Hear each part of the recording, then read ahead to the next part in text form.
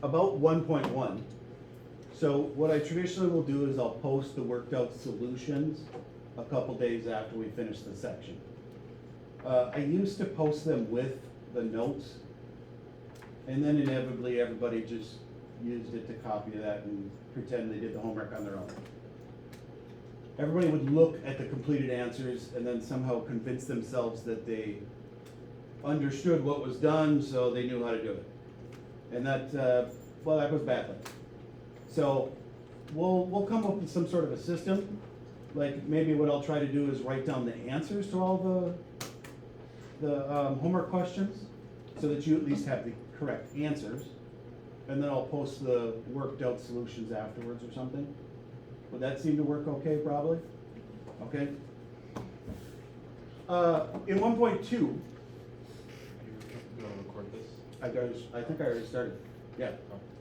So in, I know, I wrote my little note to myself. In 1.2, there are 3 types of limits.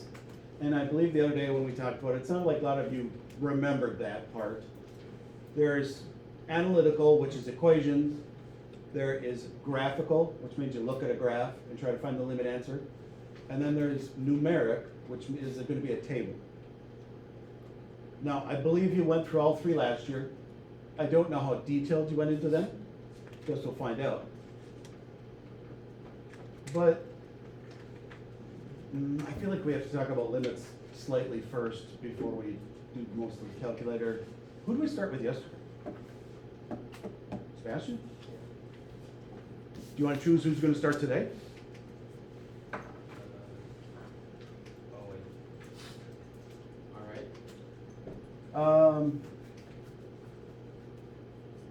Trying to figure out how to phrase this.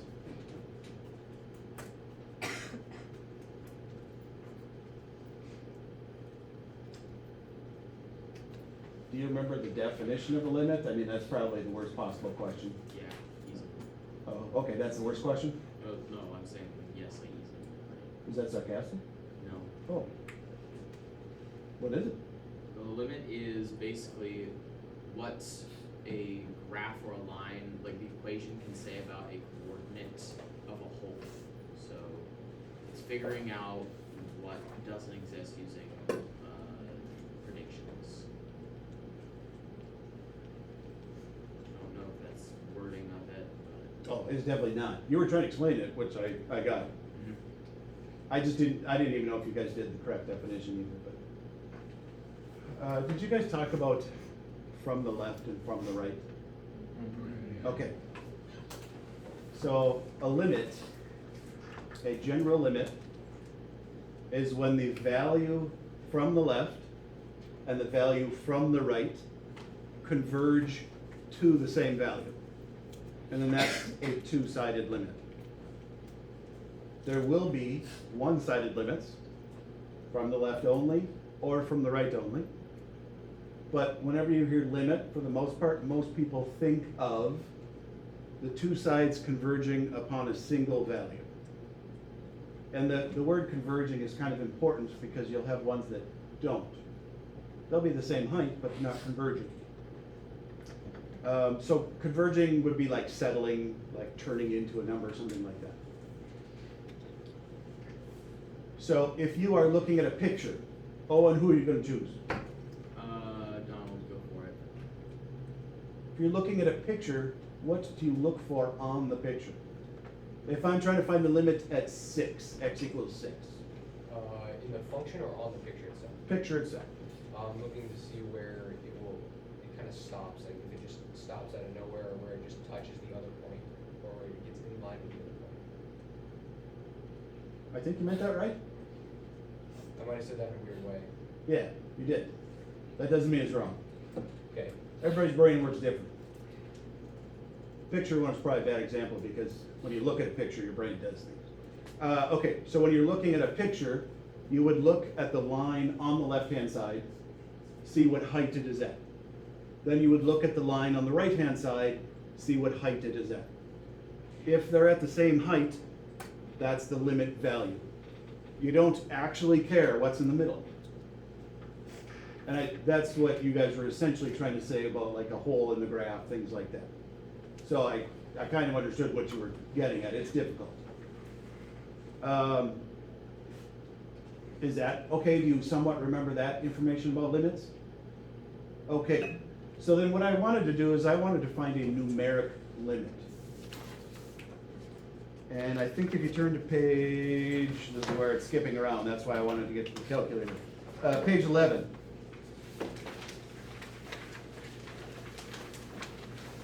There's a table up at the top that I wanted us to fill out. And this kind of goes with yesterday. Because yesterday, I believe you guys were just typing in the number into an equation repeatedly, right? Okay, and that's a terrible way to do it. It's not wrong, it's just slow. Like, if I gave you a very difficult equation, that would take ridiculously long to do. So if you have your graphing calculator,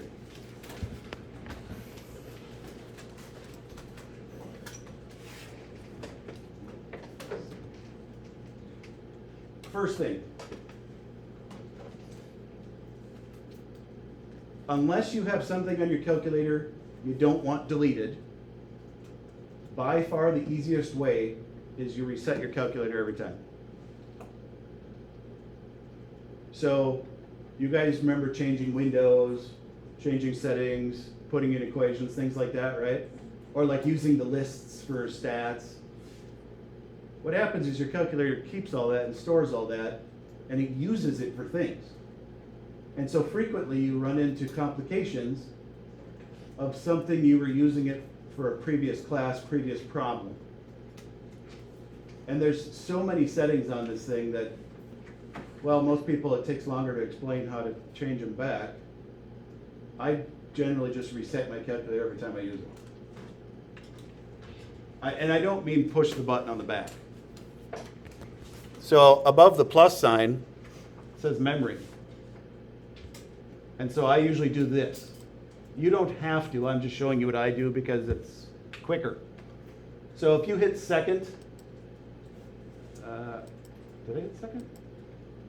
Why isn't that showing it?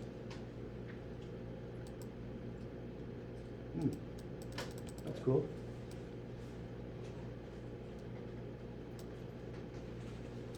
There we go. If I hit second plus, that goes to the memory management menu. And number 7 is to reset things.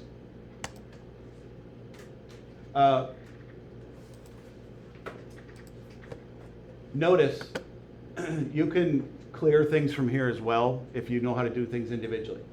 I usually just reset because there's a lot of things that get changed.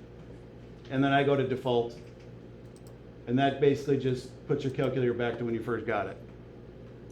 You don't want to do that if you have things saved on your calculator, because it will reset them.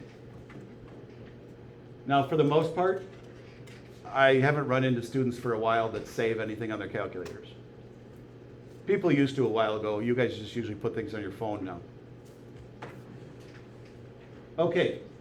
Now, the reason I like to do that is because then the window's back to normal, the equations are all erased, everything.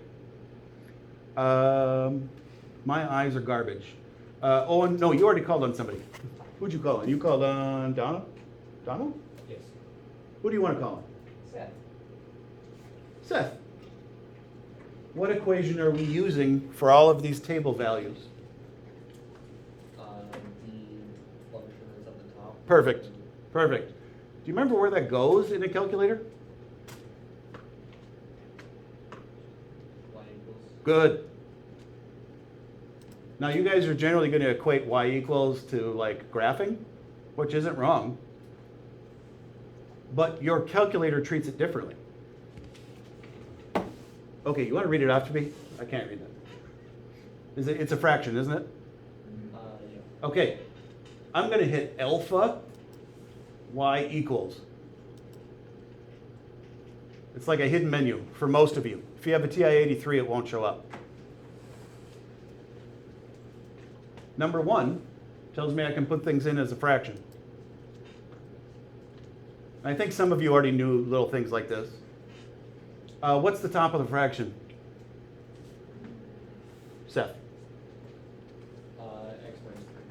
Okay, x minus 3.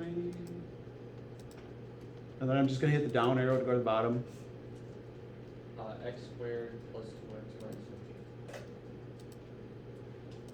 15.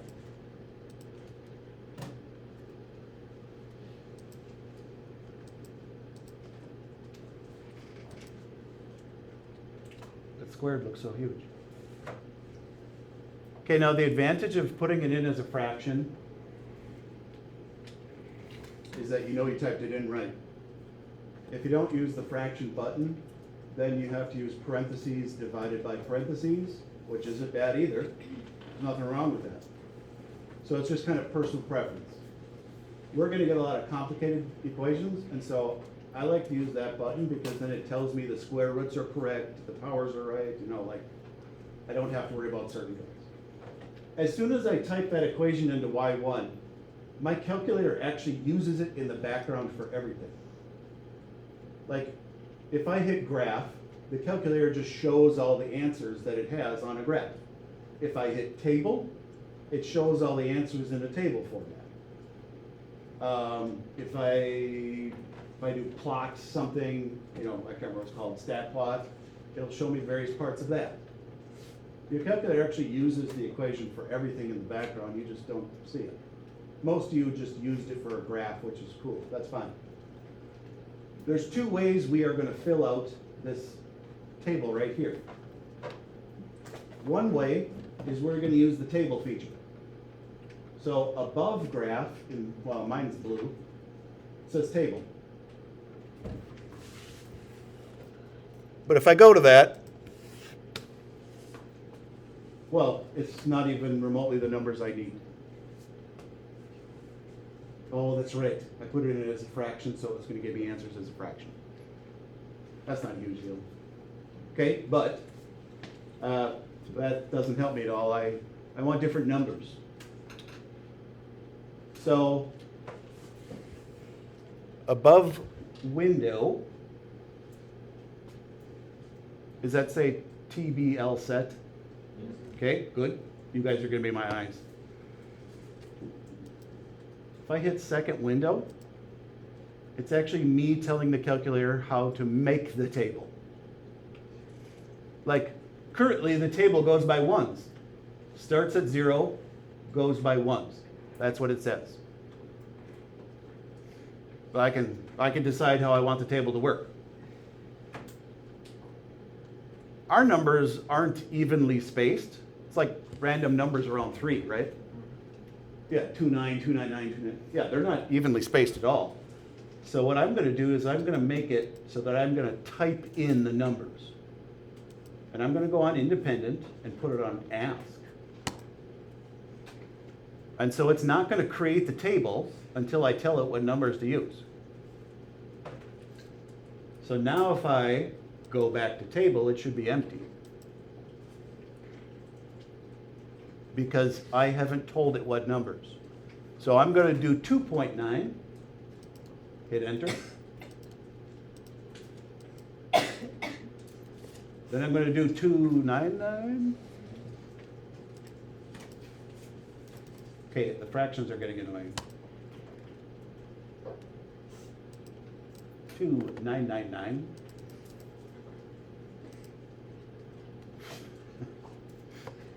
Okay, it's not wrong, but like, kind of wanted a decimal at this point.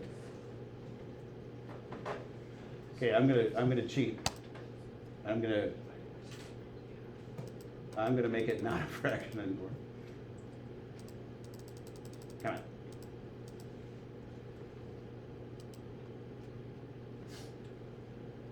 Oh, I probably can't hit clear. X squared plus 2x minus 15. All right.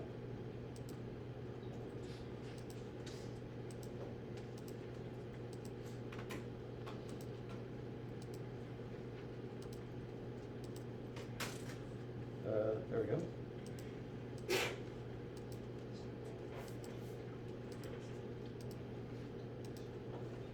Nothing else should have changed in the background, by the way. So like, I'm just typing the equation in different, so if I go back to the table, it should still have everything. Fractions are really hard to see patterns with. I think the middle of our table had 3, which shouldn't have an answer. And then it was probably 3001, 311? Oh, 301, yeah. 31.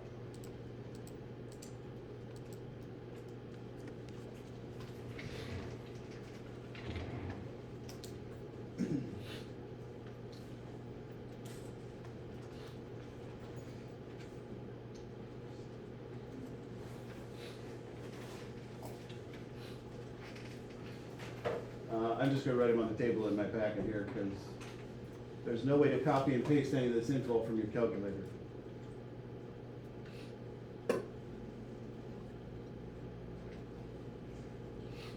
And I'm also thinking it's not actually 0.125. I don't know why I rounded it.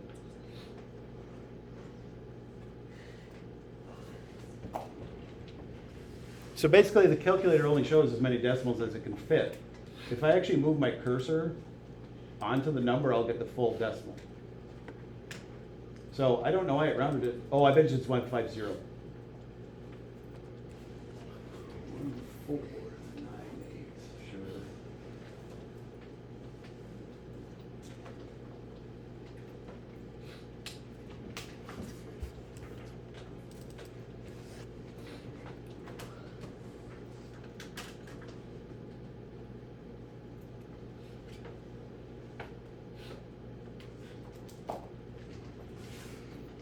Did anybody have trouble getting those numbers? I should have asked along the way if somebody was stuck or whatever. Spencer, are you okay with the Desmos version? Yeah. Okay, you know how to do the table and stuff on there? Okay, this is one way of filling out the table. Actually, you probably did the trace way. Is that what you did? No, okay. Okay. Okay, the second way to fill out this table is from the actual graph. If I hit trace, this is what I think you guys did last year a lot, trace. Okay, did you guys really learn how to use trace very well? Did you just trace and that was it probably? Okay.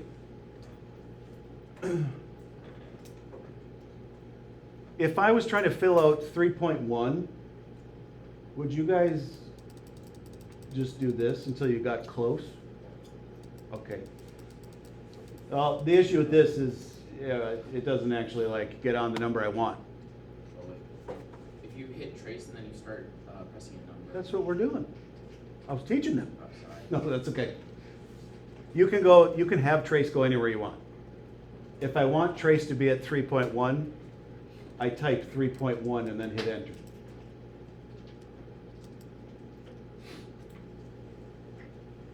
And then it fills it out there. And then if I want it at 3.01, I just type 3.01 and hit enter. And we can fill it out that way. Now my guess is you guys will probably be more comfortable with the trace method. I mean, I was taught how to use the table method before the trace method, so I was more used to it.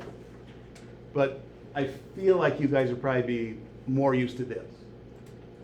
Would you prefer me to do this method more in class? Probably don't care so much one way or the other, but okay, that works.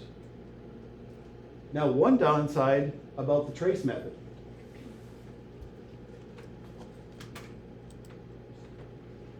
You don't need to change yours, I'm just.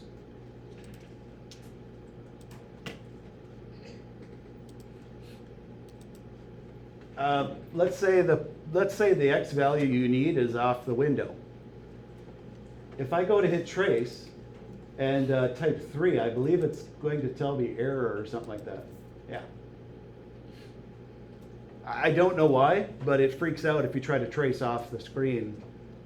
Even though you can hit the right arrow and go off the screen, if you try to type a number that's off the screen, it doesn't like it. So I don't know what the deal is.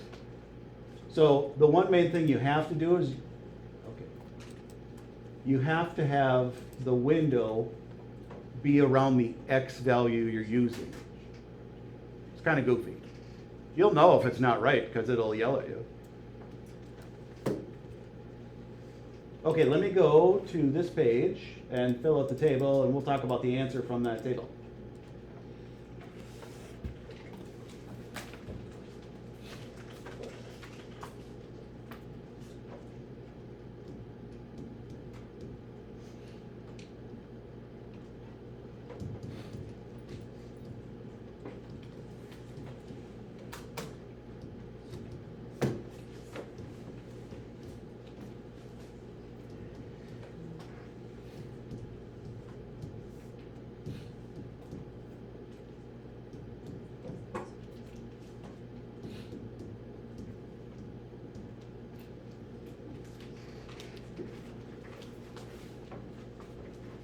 On a graph, you look from the left, from the right.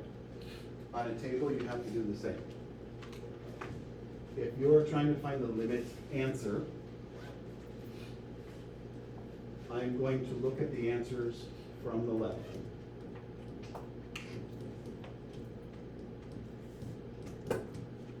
I'm going to try to figure out the answer from the right.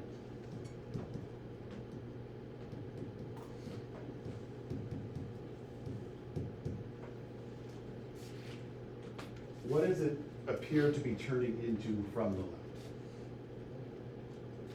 left? 0.125. AP requires everything to be accurate to 3 decimal places. So we'll generally try to do that as well. 125 words. And then from the right, did you guys learn this notation last year? Minus and plus? Yeah.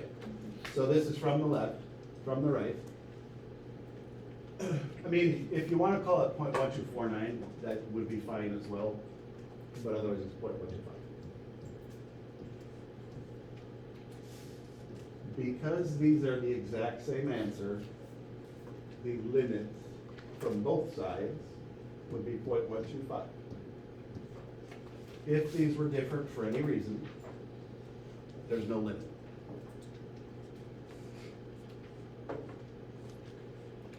What time do we get done? Oh, wait, no, what did I say that, 17? 17 sounds right? Yeah, we got time for more. I don't know, how is that so far? Okay, what are we gonna do with the calculators now that we're done with that problem? Reset, get rid of all those settings that you had. Because then it fixes the table, it fixes the y equals, it fixes the window. It's just quicker than going back and manually deleting stuff. And I don't think there's another one at the bottom of this page. I don't think there's another numerical limit in the notes. No. So I need to open up the homework.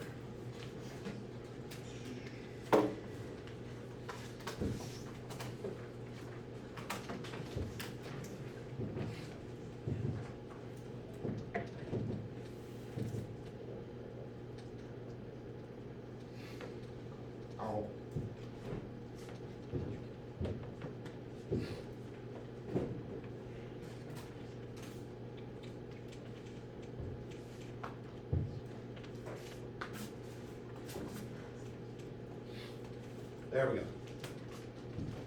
Okay, what I was hoping you could do, fill in the table for question 1 on the homework. Should we do it somewhat together still? Who should we call? Who did we go on? I think Spencer went last, right? No, you didn't go last. It was me. Okay, Seth? Who's gonna go next? Okay, I was gonna recommend that, to be honest, so. Okay, good call. What's the first thing we wanna do? I write out the equation. Put the equation into the calculator, so y equals. So in the upper left-hand corner.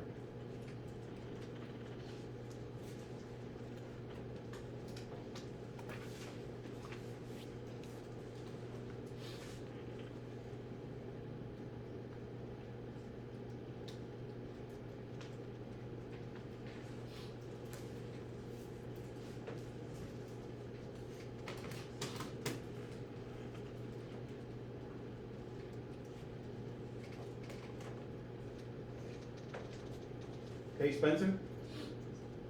Who's next? Trevor? Trevor. Now that you have the equation in, which I don't know if you do or not, how do we try to find the answers from the table? What do you?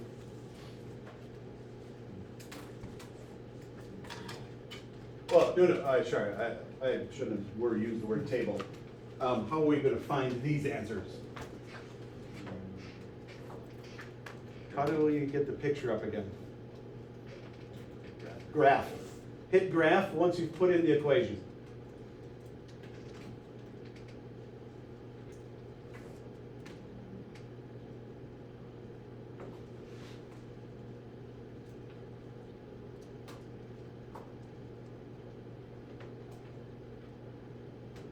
Kind of already forgot. Was it Trevor? Trevor. Bless you. Thanks. Who is going to help me with the next step? Onyx. Are these x values going to be on your graph? Probably not. I don't know. That's what I was asking. I was doing the table method. Oh, got you. Oh, well, okay, that won't matter then. Do you guys remember what the graph traditionally shows automatically? Like the standard graph? Negative 10 to 10. So if your x values are within negative 10 to 10, you don't have to do anything to the window. If these numbers are bigger than that, then you have to change it. Okay. Onyx, since you're doing the table method, you want to pick somebody else who's going to tell me the last step? Mila? I'm also doing the table method. Really? Yes. How many people are doing the table method?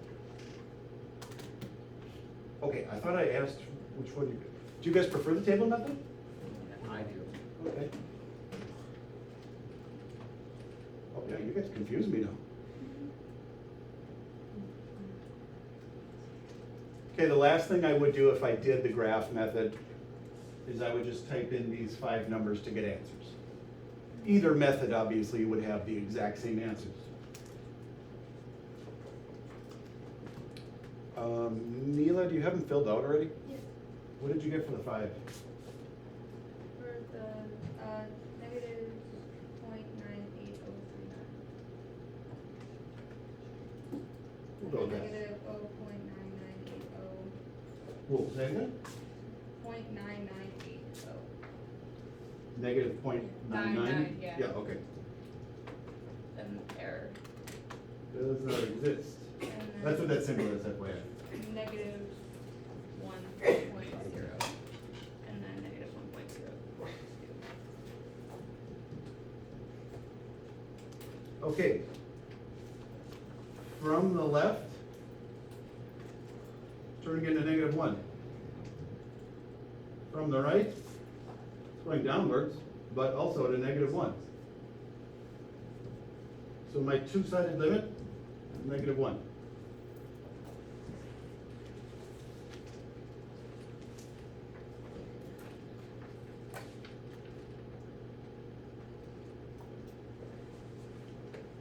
Does anybody have any questions on one? Maybe you need some help with, I don't know, whatever. I thought if the answers were not the same, it would be something different. Or like, Oh, got you. So you're basically trying to figure out what they're turning into. So like if I put 29s, it would probably be like negative 0.29s type thing. And then I can tell what it's gradually getting into. And then this one is doing the same, but from the opposite height. Alright. Yeah. Try number 2. I believe number 2 should go kind of wonky. Like it'll be weird.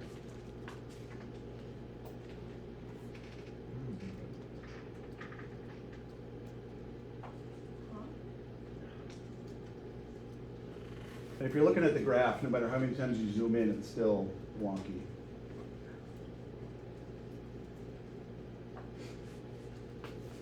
Actually, let me open up my grapher because that's better than the calculator one.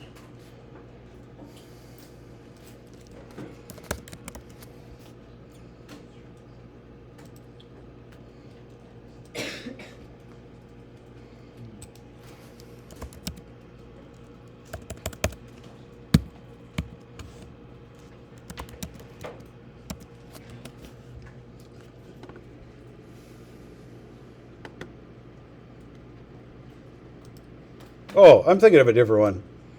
I think cosine of x over x is the one I'm thinking.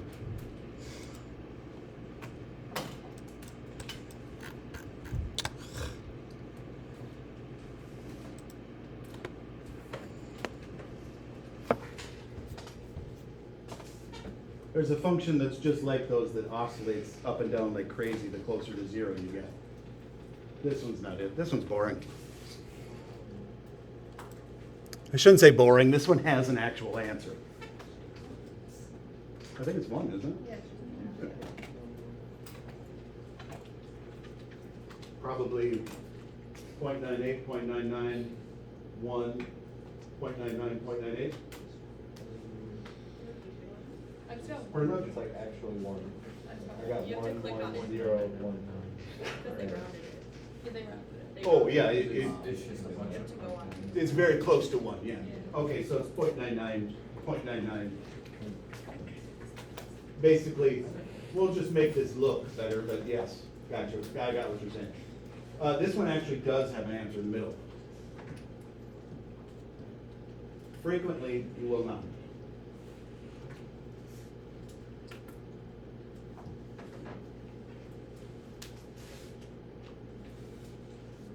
Now, one thing about these tables that I kind of dislike, I actually do not care what happens in the middle. The reason I don't care what happens in the middle is I'm not trying to find a function value. I'm trying to find a limit value. A limit means you only look from the sides. A function value means I look directly on that number. So when we're filling out these tables, that number in the middle is there only to help you figure out what numbers to write around it. You actually do not care what happens in the middle. So when we're filling out these tables, I actually do, I'm not gonna like grade you on whether you filled in the middle or not. This is just there to help you decide the numbers around it.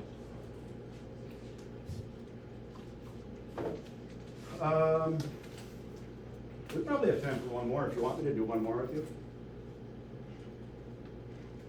Yeah. I'm just confused. Go ahead. On my calculator for number 2, I got 0.017 for all of them. It was like a straight line. I know what you mean.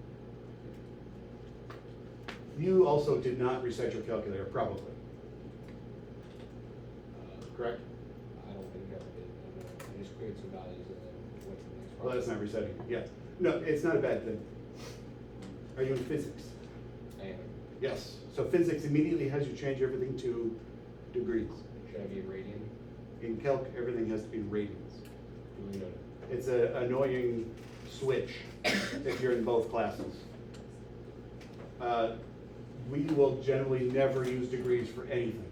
Okay. So like on test days, I'll do my best to remind you guys to switch back. But yes, everything in physics is in degrees because it's just set up that way. I always use degrees in math, no matter where I was.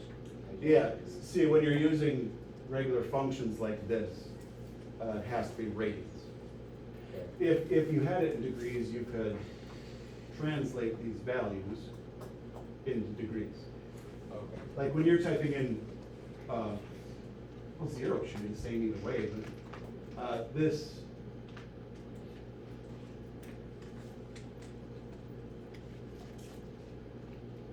No, since it's 0, it should be the same. It said no solution. It gave me no, when I typed even degree. Oh, actually, I'm stupid. No, I shouldn't say it. That's not a great thing to say. It's not 1 in the middle. It absolutely is undefined. You can't divide by 0.